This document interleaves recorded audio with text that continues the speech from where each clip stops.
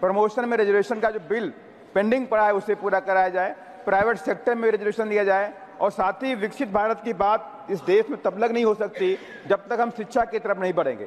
जितने भी इस देश बाहर की कंट्री हैं, डेवलप कंट्रीज हैं, उनके पास एजुकेशन के दम पर, साइंस और टेक्नोलॉजी के दम पे आगे बढ़ी हैं, लेकिन आज शिक्षा का बाजारीकरण किया गया। शिक्षा को तमाम सरकारों ने पीछे गरीबों से धकेलने का काम किया। आज शिक्षा गरीबों से बहुत दूर होती नजर आ रही है। इस पर भी मैं सरकार से आग्रह करूंगा, शिक्षा को लेकर के गरीबों की शिक्षा फ्री की जाए।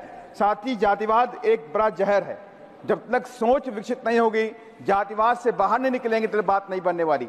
पूरे देश के अंदर जातिवाद की घटनाएं बढ़ी, अत्याचार की घटनाएं बढ़ी। अभी कुछ दिन पहले उत्तर प्रदेश के फिरोजाबाद में एक दलित युवक को थाने में और वहां पे जेल के अंदर पीट के मार डाला गया, और ऐसी कई घटनाएं देखने को मिलती हैं। मनवर एक दुर्भाग्य की घटना घटी हरिद्वार के अंदर, एक 13 साल की बच्ची के साथ कई लोगों ने बलात्कार किया। ये घटनाएं दुखद है मानवर, इन पर भी सरकार को रोक लगाना चाहिए कि ऐसी घटनाओं की पुनरावृत्ति देश में नहीं होनी चाहिए।